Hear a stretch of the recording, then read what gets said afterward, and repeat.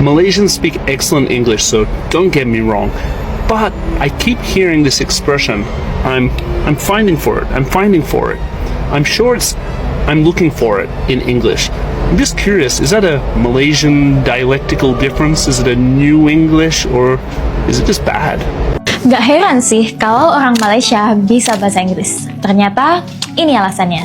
Malaysia itu diverse banget. Ada etnis Melayu, Tionghoa, India, Arab, and many more. Because language differences can make communication difficult, English is used as a neutral language to bring people together. This diversity atau keberagaman ini berasal dari histori Malaysia sebagai jalur dagang penting. Ditambah lagi pengaruh kolonial Inggris yang bikin bahasa Inggris dipakai sampai sekarang. Meskipun sekarang bahasa Melayu jadi bahasa resmi, English tetap diajarkan sejak SD sampai SMA dan tetap banyak dipakai buat situasi formal. The result? 80% of businesses in urban areas use English in their daily transactions. Nah, sekarang Indonesia harus ningkatin level bahasa Inggris juga nggak sih? So, don't miss out. Kalau bingung mulai dari mana, belajar bahasa Inggris dari nol with English for Basic from English Bit. Gak banyak teori, langsung praktek. Jadi, kamu lebih cepat fluent. If you're interested, yuk comment practice for the class detail.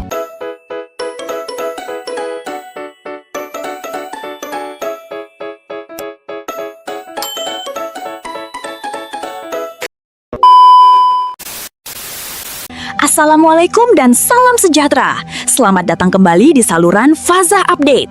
Hari ini kita akan melihat satu fenomena yang benar-benar mengejutkan ramai orang apabila kanak-kanak Malaysia menunjukkan kebolehan berbahasa Inggris yang begitu fasih sehingga membuatkan pelancong asing terdiam dan kagum.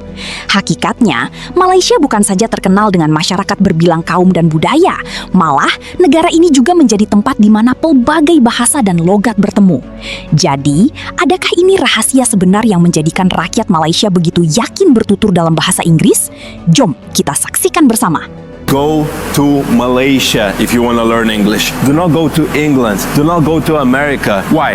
Because here in Malaysia, together with learning English, you will gain a superpower, understanding every single accent in the world. Whether it's Malay, Chinese, Indian, African, Italian, French, South Korean, Japanese. As someone who has learned English here in Malaysia, and I've learned my English from the Chinese, the Malays, the Indians, and everyone else that lives here, the English that you learn here in Malaysia is going to be influenced by so many different people, cultures, that your English is going to be the united version of English, the English of the world, and you will easily understand everyone because you've heard every single accent while you've been here in Malaysia, and everyone in the world will understand you. With a few minor exceptions, English people still sometimes don't understand my English, but I invite them all to Malaysia because it's time to catch up with the rest of the world. Macam iOS 27, the new and updated version of English oleh Malaysia untuk semua.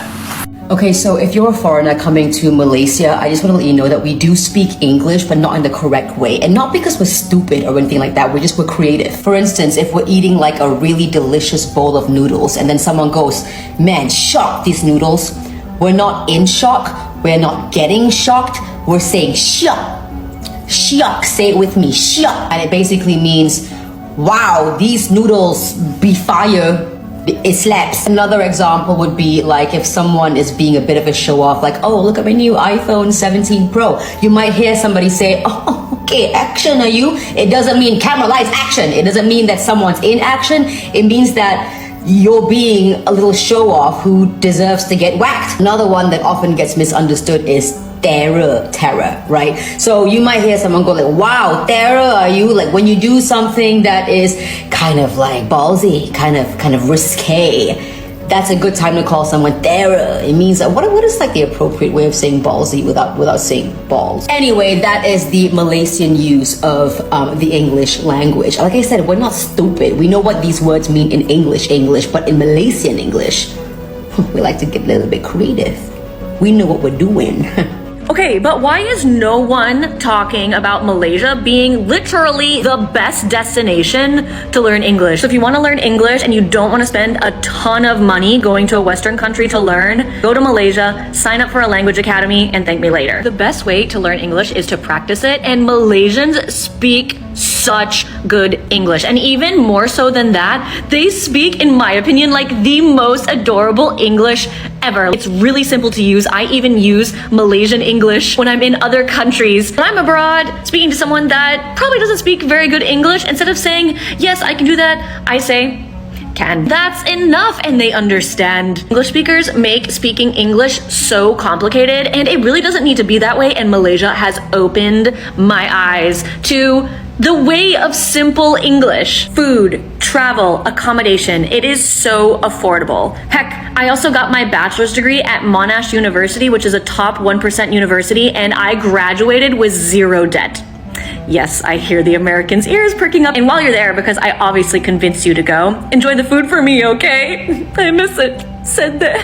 Guys, listen, if you're gonna visit Malaysia, just know that we do speak English, but we have this tendency to pronounce words like however we want. Let me give you some examples. Hey bro, I got some time now. You wanna go to the cinema? We can watch the film together. Bro, I got no energy. I think I need a shot of espresso. Hey listen, I don't have the answers now, okay? Why don't you liaise with my boss? Hey, this cake is a bit too sticky, you know. I think they got too much flour inside. Oh, baby, you so sexy when you wear that lingerie. Why are you so stupid? You need to go to tuition. Bro, don't give up on her now, because later you can develop feelings.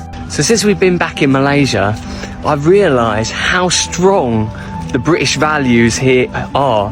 Malaysian people, I would say, quite safely, are almost as British as we are. I mean, I could probably tell you 5 different facts now that probably make the Malaysian people more British than the British are, essentially. First one is the English language. It's estimated that over 65% of Malaysians speak English. They're absolutely fantastic English speakers, and surely one of the best in the world. I mean, come to England and you'll find out that some people really struggle to speak the British or English language, even some of the locals. The next one is the Premier League. Right, Premier League is a massive thing in Malaysia. Did you know that apparently there's over 10 million fans of the Premier League in Malaysia? The Malaysian population is just over 30 million, making over a third of the population of Premier League supporters. Hey mate, it's mad, isn't it? The royal family. When the Queen died, you know, there was a bit of national mourning and condolences for the British Queen. You know, in Pang they were flying the flags half-mast, and the Petronas Towers turned purple to commemorate the Queen. Talk to anyone English, and some English people will turn around and say to you that they didn't really care at all. But here in Malaysia, there were big fans of the Queen, or there were a lot of condolences. Tea. Right, now if you know British people, tea is a massive thing to be. It's kind of being British, essentially. But did you know Malaysia is one of the biggest tea consumers in the world? And in fact, if you ask a British person probably what the national drink is, he'll say a cup of tea. And in Malaysia, you know what it is? They'll probably say teh-tarik, making it maybe even more British than we are. The other one, and the final one, is memorials and British architecture. There is a real love for it. If you go to Taiping, if you go to Ipoh, there's always something British. If you go to Kelly's Castle, you know, it's a massive thing. And check out the war memorials here too as well. You know, Malaysian people, you guys, I swear, you have more love for it than we do. I think you guys are maybe more British than us British are. Apa yang dapat kita pelajari daripada kisah ini ialah penguasaan bahasa bukan bergantung kepada status atau latar belakang, tetapi kepada keberanian untuk belajar dan berlatih setiap hari. Kanak-kanak Malaysia membuktikan bahwa dengan pendedahan yang baik, sokongan ibu bapa serta guru yang berdedikasi, sesiapa saja mampu menguasai bahasa Inggris dengan cemerlang. Dalam masa yang sama, kita juga tidak boleh melupakan identitas dan bahasa ibunda kita. Kuasailah berbagai bahasa, karena ia membuka lebih banyak peluang, menghubungkan kita dengan masyarakat dunia, dan meningkatkan keyakinan diri. What is your name and where are you from? My name is Aluna and I'm from Malaysia. Really? Yeah. Okay. You want $1? You can take it. Huh? Take the $1. Take one. Alright. What is your favorite Malaysian food? My favorite Malaysian food is roti canai. Really? Yeah. Okay, here you go. Can you teach me a word in Malaysian? Saya suka makan coklat. It means I like to eat chocolate. Me too. Here you go. Can you tell me your favorite Malaysian song or artist? My favorite Malaysian song is Jalo Gamilang, but I don't remember the artist. Okay, no problem. Here you go. Thank you. And then last question. What is your favorite thing about Malaysia? My favorite things about Malaysia is wait, let me think. Singing songs with my friends. Okay. Well, you answered everything correctly. Huh? You answered everything correctly. Yep. Thank you for your time. And I hope you guys get to come visit Malaysia one day. Bye. I mean, I see a police bike over there. Yes, But you're not wearing a police uniform. no. I'm not a police, but half the police go rela. Ah, really? What's the difference between police? Police overall, the whole nation. But for you, they will give you just one district. Yes. And every time the district will change. Yeah, I want to change. I will change my duty also. Do you enjoy the job? Of course, I'm enjoying what I'm doing now. I'm enjoying myself. Really, really enjoy, guys. You're doing security. Have you ever had some scary things happen or have to protect someone or something? I want to share you something what I'm doing my duty, right? Last time I got my customers go inside bring food. In my department, you cannot bring food inside. So they still bring the food inside. So it's my duty. I don't give them to bring inside, you know. So they fight me. At last, they have to admit it's my duty. So they go. What's your name? My name is Yahya Al-Johari. Oh, yeah, hi. Nama saya Alexi. Alice, you are from the sea? Dari Rusia. Russia, right? Nice country. Now, this is where the Portuguese came in. They were very interested from the trading in Malacca, so they decided to take it. So, this is the first colonizations from empires. The Kingdom of Portugal. They only took and only colonized the city of Malacca. They didn't take the whole. They only take a little bit. This is just the capital, so that they could have lots of trade. And so Malacca broke into Johor. Johor wanted to get like the heck out of Portugal. They don't want Portugal in Malacca. So they decided to tell the Dutch, the Netherlands, which is colonizing Indonesia. The Dutch, or like the Netherlands, already took a bit like half of Indonesia and still going to colonize the whole Indonesia before splitting the Guinea Island, which is for Dutch. That's another time. For now, we're talking about Malaysia and not Papua New Guinea. No. Anyways. So, I forgot where were we? Ah, yes. So, Johor said to Dutch, "What? Can you help me take out Malacca? Take out the Portuguese that are in Malacca." So the Dutch helped. That was good news. Now the Portugals get out, go colonize East Timor. But bad news. Now the Dutch took Malacca, and Johor was very savaged. And this was finally it. You guys have been waiting for. Why in schools do we learn English? We were colonized by the British, and this is the time that the British came. The British first started to colonize us. Started in Georgetown, which is in Pulau Pinang, Penang Island actually. So from Georgetown, which is the capital of Penang Island, start from Georgetown. They spread all of the British, spreading Christianity more.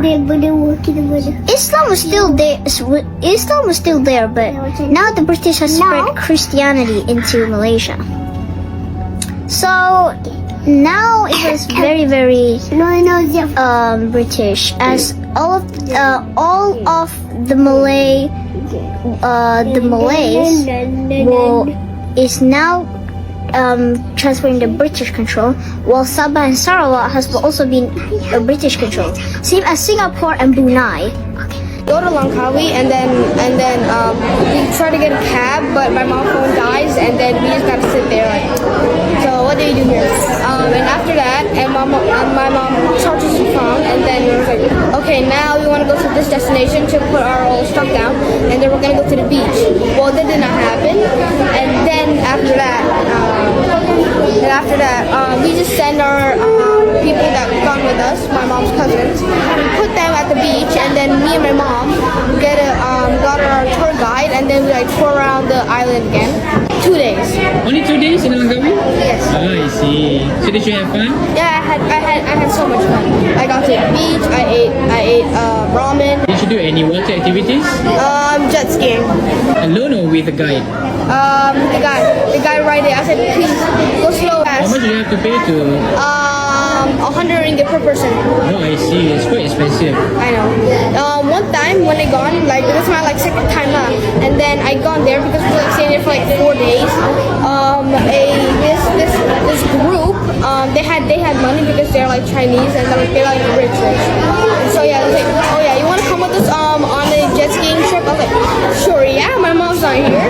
And then after that, they tried to book me one, but sadly they cannot. It's because not because of like law and stuff. It's because there was like a weather storm, and not a weather storm, but like it was raining, so I can't get on it. So the weather wasn't great. The weather wasn't great, but the grown-ups can go still, but the kids and all that stuff cannot go. So yeah, I just had to sit on the beach and just like. Sebagai penutup, marilah kita menjadikan kejayaan anak-anak ini sebagai inspirasi. Jangan malu untuk mencuba, jangan takut melakukan kesilapan, dan sentiasalah menyokong generasi muda agar terus menimba ilmu. Ibu bapa, guru dan masyarakat perlu berganding bahu membentuk anak-anak yang bukan sahaja bijak berbahasa tetapi juga berakhlak mulia, menghormati orang lain dan cintakan negara. Jika anda bersetuju dengan pandangan ini, jangan lupa tekan butang like, kongsikan video ini dan subscribe saluran FAZA Update untuk lebih banyak perkongsian menarik. Terima kasih kerana menonton. Jumpa lagi dalam video akan datang. Assalamualaikum dan salam sejahtera.